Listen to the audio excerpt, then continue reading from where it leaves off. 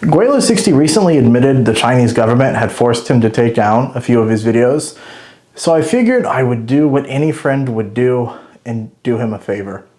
I decided to put these videos back on the internet for him. So, of course, I picked out some of these wonderful clips from the videos and put them back up here for you to see. This is such a big problem in China. Is the worst decision that they've made in this crisis so far. So this is probably the biggest mistake that the government's made on this to date. And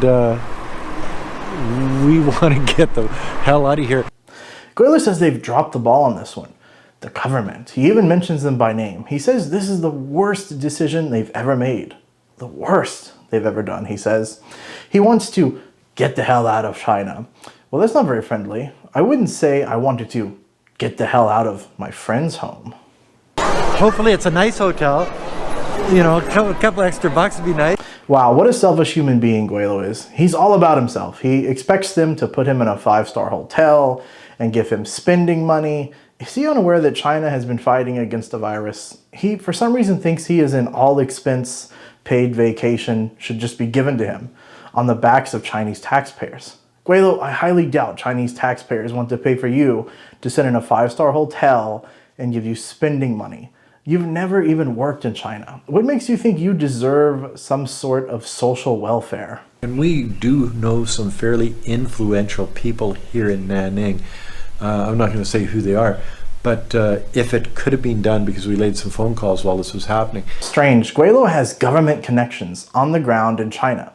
Wow, I wonder how that's possible. But he seems to think he's special again, or better than Chinese people, or that he deserves more than them. So of course, he's going to contact these government connections of his so that he can be quarantined with his wife, even though Chinese people don't get to do this. There are no breaking the rules, because I tried to break the rules. I tried to say, well, you know, Wei Feng and I can, you know, share a room. We've been together. Like, if I got it, she's got it, and if I don't have it, she doesn't have it.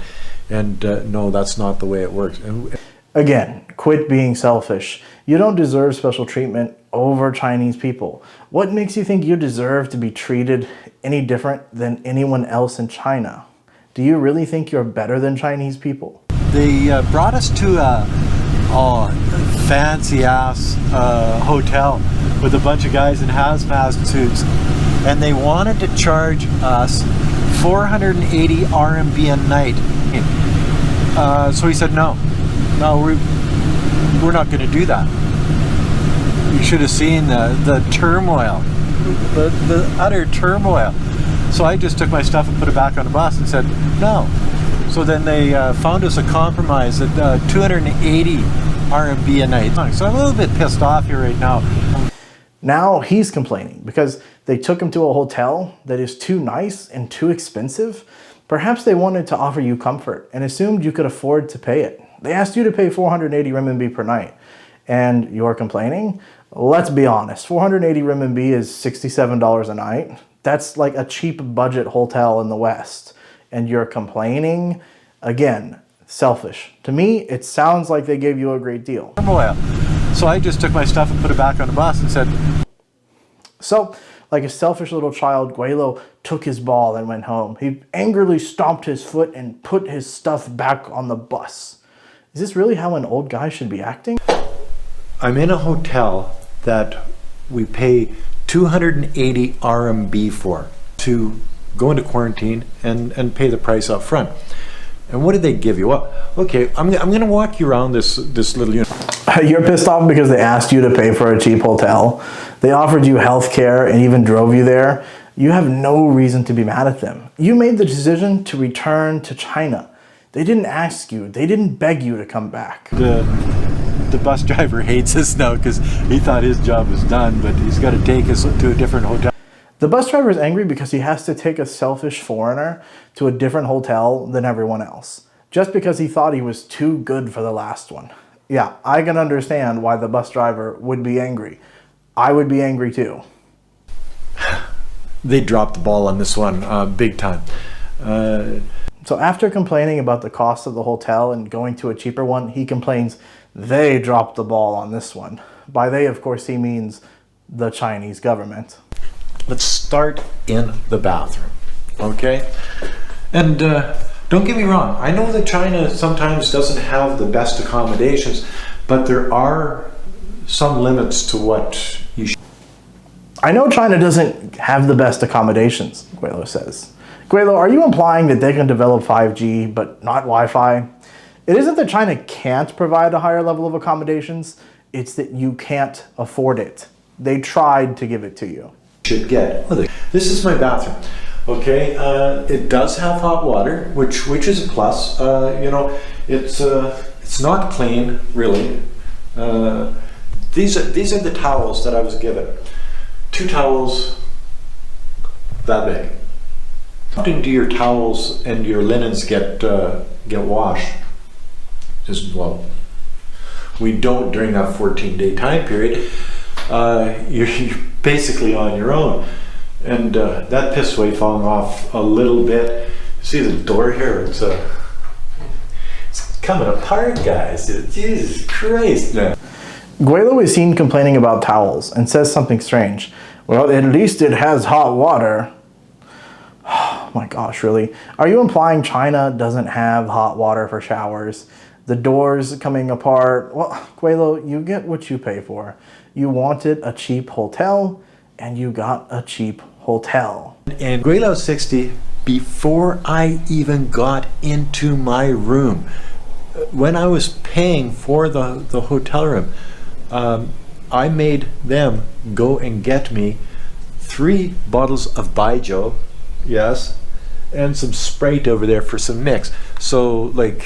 This drunken sexpat is being protected by Chinese people and forces them to go and bring him alcohol. I mean, come on, really, Gweilo? They have bigger problems than bringing you alcohol. Also, you didn't tell them anything. You don't speak Chinese. What you mean is you told your wife to bring you Baijiu and then they brought you Baijiu. Because again, you don't speak any Chinese. There are no breaking the rules, because I tried to break the rules. I tried to say, well, you know, Wei Feng and I can, you know, share a room. We've been together. Like, if I got it, she's got it, and if I don't have it, she doesn't have it. And no, that's not the way it works. And we do know some fairly influential people here in Nanning. I'm not going to say who they are, but if it could have been done, because we laid some phone calls while this was happening, if it could have been done, it. The best part at the ending is where he says, "There is no breaking the rules," even though he did, of course. They eventually took off the mask, walked around the hallways, and even stayed in the same room. And also he's planning on, as soon as he gets out of quarantine, to go get drunk and ride on his scooter. So much for not breaking the law. Making City as we speak. What's the date today? March the 19th, 2020. And we've got till... This is the first day, yeah. See, let's see. On your floor, is it still wet on the floor? Yeah, you see, on Wei Feng's room, hers is a little bit wetter. See, on the floor, you can see the disinfectant still on the floor. Days. So what I plan to do is I plan to get one of our friends to bring over like briquettes, a barbecue, some meat, some skewers, bottles of brandy, some pop, stuff like that. And maybe Wei Feng and I can come out here, maybe with a couple other people that are quarantined, and have a barbecue and sort of like have a little party. One of the guys that was working here said this is not a vacation. This is serious. Well, don't know me very good, does he? You know what I mean? I'll find a way to make it interesting. What an idiot! He's in the hallway again, talking to his wife without a mask on. Oh my God! This is good. This is good for 14 days of quarantine. And Wei Feng had three of these little rolls of toilet paper. So she phoned down and she bitched them out something fierce. She says, "What do you want me to do? Use my finger?" Ooh, look at that. Who'd want to live in a place like that? That would be my home. Oh, and it is lovely, just beautiful. You know, you are quite a decorator. It's amazing what you've done with such a modest budget.